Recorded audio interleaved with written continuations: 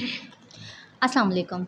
हम केमिस्ट्री की new book class 10 के chapter word number 1 equilibrium chemical equilibrium को सॉल्व कर रहे हैं। अच्छा, मैं इससे प्रीवियस वीडियो में इसका क्वेश्चन नंबर 1, 2 और 4 करवा चुकी हूँ। अच्छा, मैंने वहाँ पे क्वेश्चन नंबर 4 को 3 मेंशन किया हुआ है, लेकिन वो क्वेश्चन नंबर 4 है। तो यहाँ पे मैं आपको इसका क्वेश्चन नंबर 3, 5 और 6 जो है वो सॉल्व भी करवाऊँगी, मार्क भी करवाऊँगी और इसके साथ-साथ आपको एक्सप्लेन भी करवाऊँगी, ठीक है? तो इसका पहला क्वेश्चन है, when writing an equation, how is reverse reaction distinguished from irreversible reaction? Reverse reaction और इरिवर्सिबल रिएक्शन में क्या फ़र्क होता है, आप कैसे फ़र्क बता सकते हैं जब भी कोई आप इक्वेशन लिखेंगे?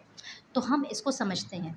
अच्छा, देखें, रिवर्स रिएक्शन कैसे होता है, आपने पहले ये समझ लेना है कि जब रिएक्टेंट जो है वो मिलके प्रोडक्ट बनाए, ठीक है? तो आप इसको कैसे शो करते हैं? आप इसको एरो से शो करते हैं और आप इसको इस तरह से एक एरो बना देते हैं, ठीक है?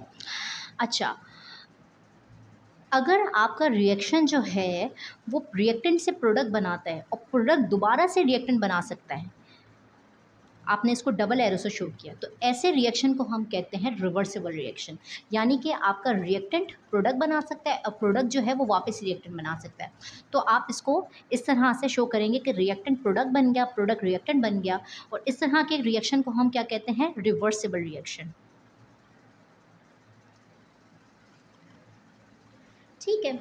अब फ़र्ज़ करें रिएक्टेंट है, प्रोडक्ट बना रहे हैं, रिएक्टेंट है, प्रोडक्ट बना रहे हैं, लेकिन जो प्रोडक्ट है वो वापस रिएक्टेंट नहीं बन सकता, ठीक है? जैसे आपको मैंने पहले भी सवालों में एक एग्जांपल दी थी कि आप एक ट्री है उसको कट करके फर्नीचर बना लेते हो, तो क्या वो फर्नीचर दोबारा ट्री बन सकता है? तो ये पॉसिबल नहीं है, वो फर्नीचर दोबारा ट्री नहीं बन सकता। तो ऐसे रिएक्शन को जिसके अंदर रिएक्शन वापस पलट के नहीं हो सकता, प्रोडक्ट दोबारा रिएक्टेंट नहीं बना सकता, तो आप उसको सिंगल एरो से शो करते हैं।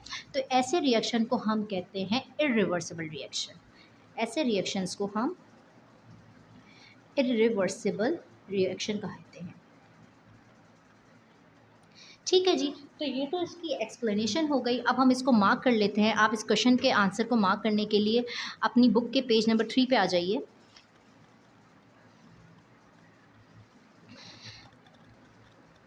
देखें, यहाँ से लेके इसको आप यहाँ तक मार्क कर लीजिए। मैं आपको पढ़ के भी बता देती हूँ। The type of reaction can be protect by type of arrow. Single headed arrow use for irreversible reaction and double headed arrow is use for double headed arrow are use for reversible reaction. आप क्या करते हैं? आप single arrow को जो है वो इस्तेमाल करते हैं इरिवर्सिबल के लिए और डबल एरो को इस्तेमाल करते हैं रिवर्सिबल के लिए।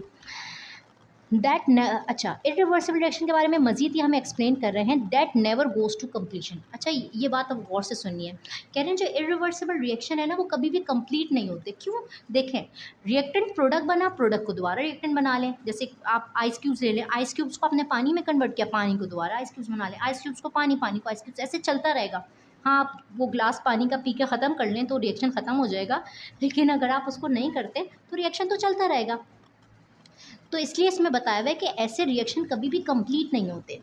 और reversible reactions contain two process, forward और रिवर्स। अच्छा, अब इसमें सिर्फ दो प्रोसेस आ जाते हैं, या तो आप रिएक्शन को फॉरवर्ड करवा रहे होते हैं या तो आप इसको रिवर्स करवा रहे होते हैं। Hence reversible reactions can move in either direction depends upon the condition. तो कहना है इसका मतलब है रिवर्स रिएक्शन जो है वो आप किसी भी डायरेक्शन में करवा सकते हैं, फॉरवर्ड या रिवर्स, कंडीशन पर डिपेंड करता है कि आपको उस वक्त किस तरह की लेबॉर्ट्री में ज़रूरत पड़ गई है, तो आप उससे उस हिसाब से करवा सकते हैं। तो ये एक्सप्लेनेशन के साथ हमारा क्वेश्चन नंबर 3 जो है वो कंप्लीट हो गया। अच्छा जी, अब हम इसका क्वेश्चन नंबर 5 कवर करने जा रहे हैं। Outline the characteristics of reversible reaction.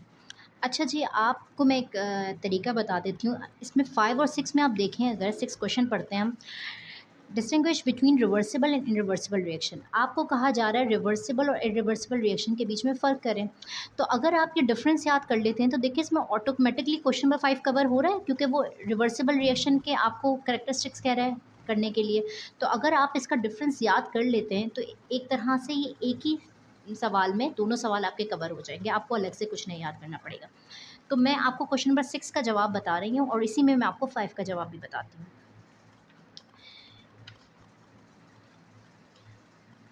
ये देखिए, ये क्वेश्चन नंबर 6 का आपके पास जवाब है।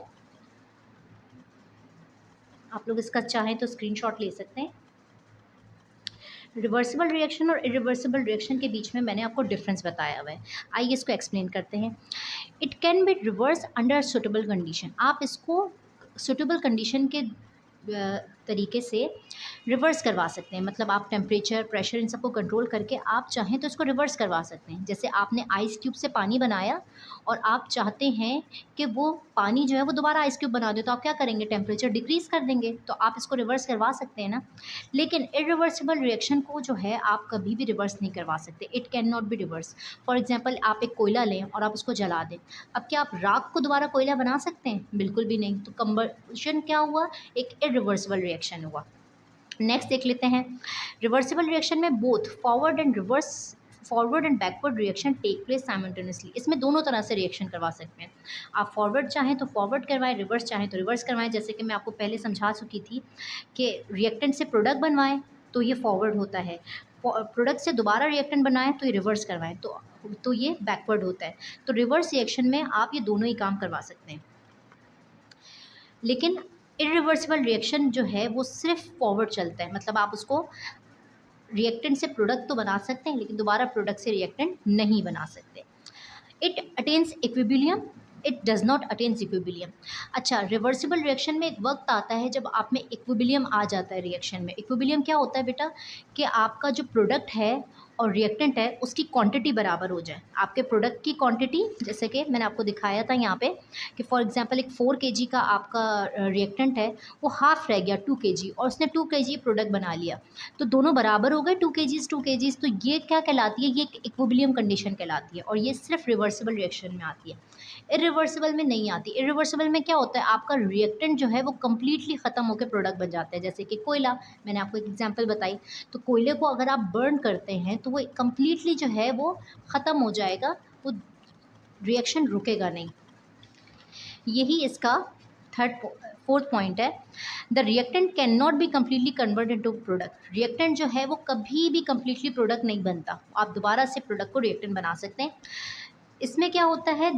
The reactant can be completely convert into product. Reactant जो है वो कम्प्लीटली प्रोडक्ट बन सकता है, फिर वो दोबारा से आप उस प्रोडक्ट को रिएक्टेंट नहीं बना सकते।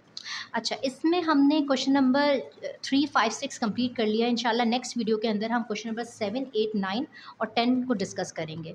Thank you so much.